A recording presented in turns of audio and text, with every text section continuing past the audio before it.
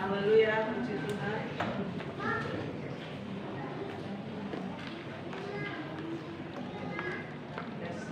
Ya, haleluya, puji Tuhan. Baik.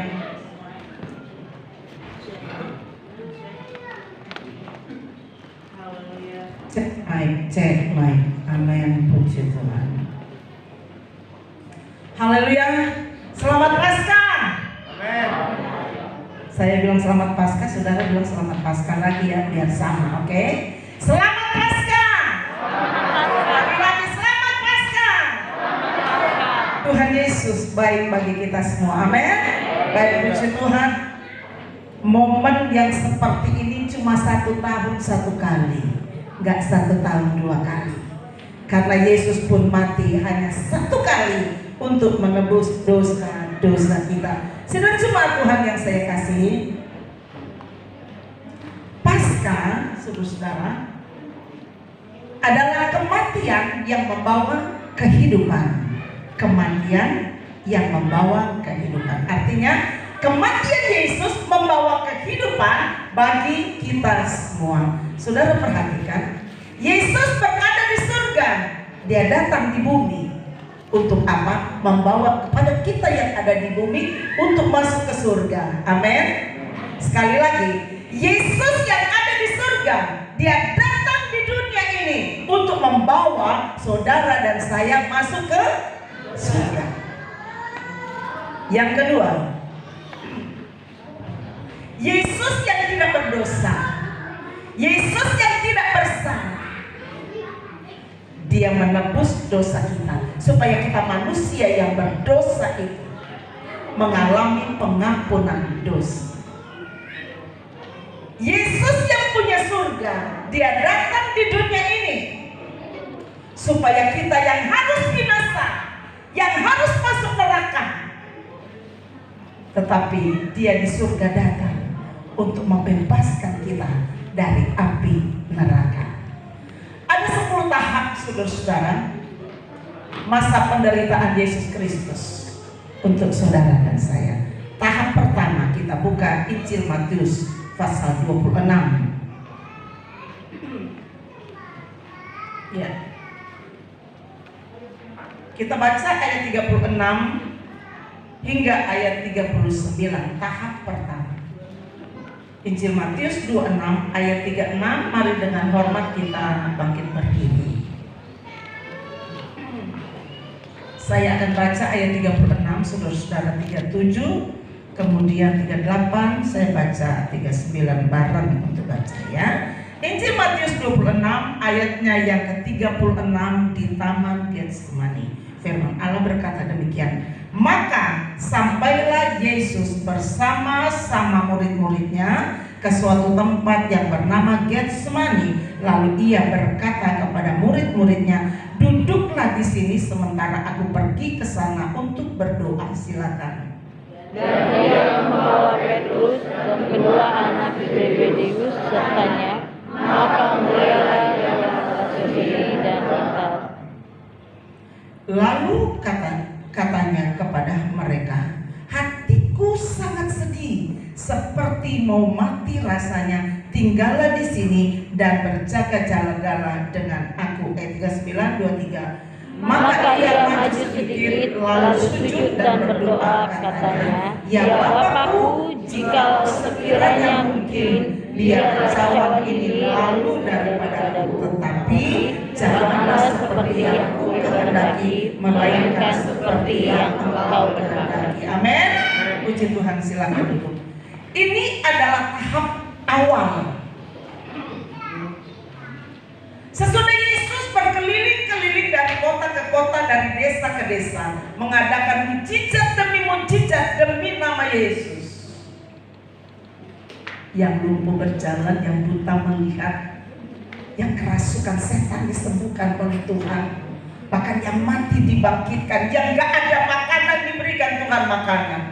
Ketika semuanya mujizat demi mujizat dilakukan, ini berbalik 100% ya, saudara-saudara. Tahap awal penderitaan Yesus, dia tahu bahwa sudah waktunya untuk dia membuktikan diri bahwa dia adalah anak Allah yang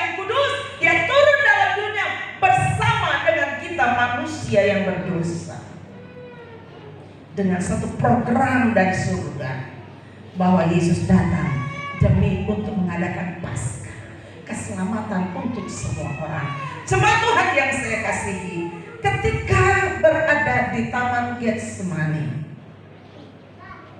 dia berdoa karena waktunya sudah tiba untuk dia mengadakan reformasi bagi seisi dunia ini, supaya jangan ada satu manusia yang binasa, supaya jangan ada satu manusia yang masuk neraka.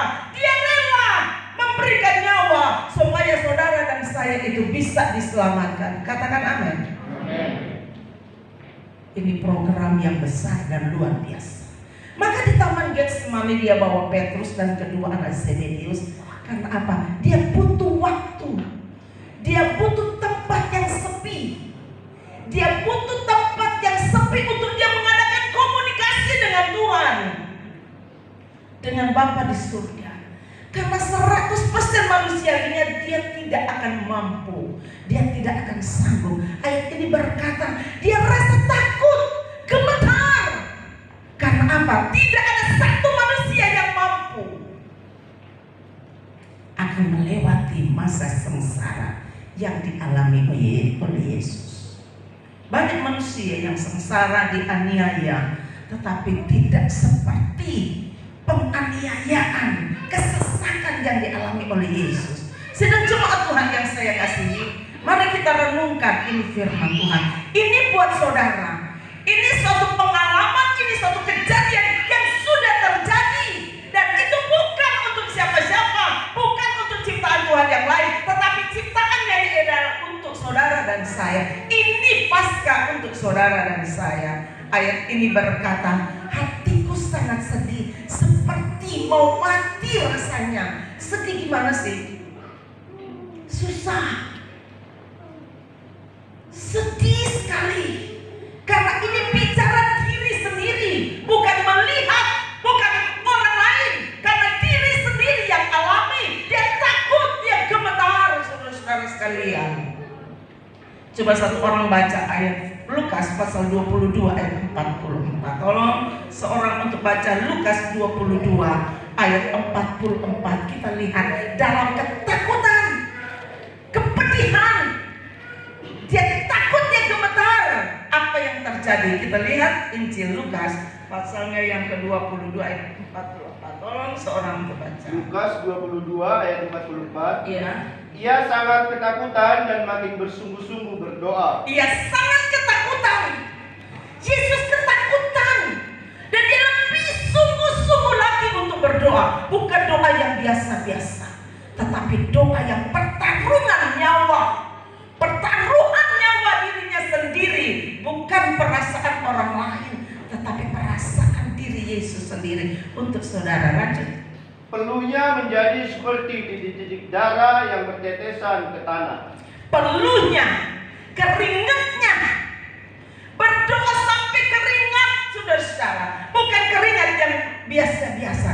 Pembuluh-pembuluh darah dalam tubuh Yesus pecah. Karena dia rasa gemetar. Dia ketakutan apa yang akan menimpa dirinya. Kalau mungkin manusia yang alami itu nolak, udah batal deh sekalipun program dari Allah Bapa, seperti pujian tadi. Ya Allah, mengapa engkau meninggalkan aku? Saudara, sampai darah waktu berdoa, waktu dia berdoa, bukan hanya air mata, bukan hanya keringat, tetapi pembuluh-pembuluh darah tubuh Yesus dia pecah. Ada satu kegentaran, ketakutan yang luar biasa. Dan itu hanya terjadi kepada diri Yesus. Kenapa hal itu terjadi? Supaya ada Paskah, keselamatan untuk semua orang. Amin. Keselamatan untuk semua orang. Kita lihat bagian tahap yang kedua. Pasal 27 ayat 27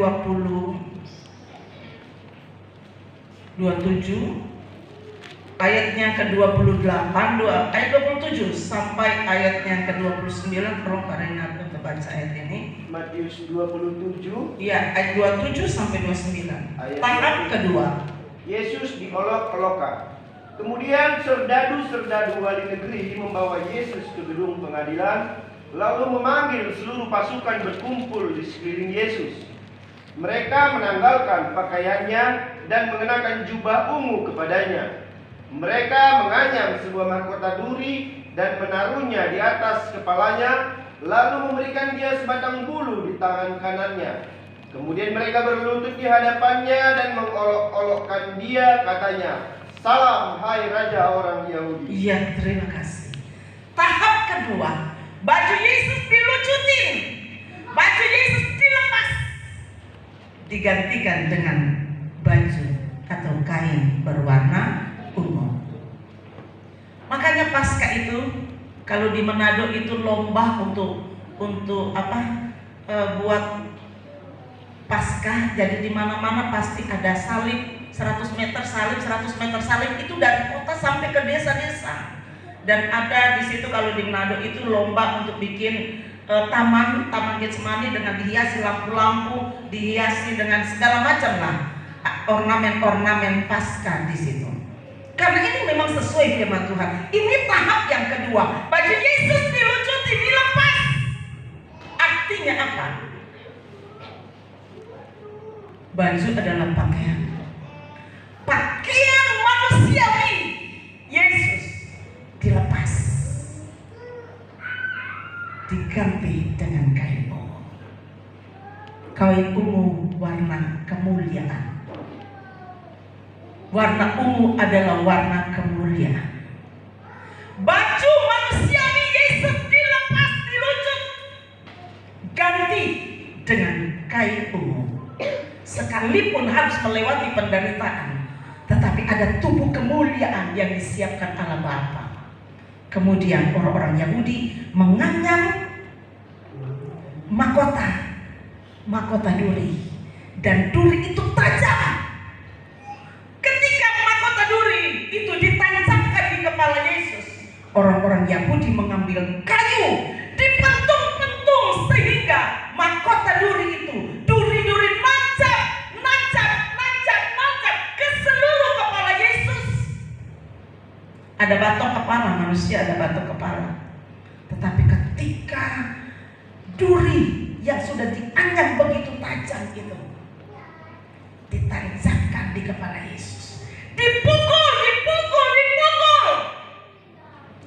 menembus batok kepala, saudara-saudara ya, menembus batok kepala sehingga keluarlah darah mulai dari ujung kepala. Itu saudara-saudara sekalian, apa yang harus kita lakukan? Yesus punya pengorbanan yang dahsyat dan luar biasa. Jangan dipermainkan Paskah itu.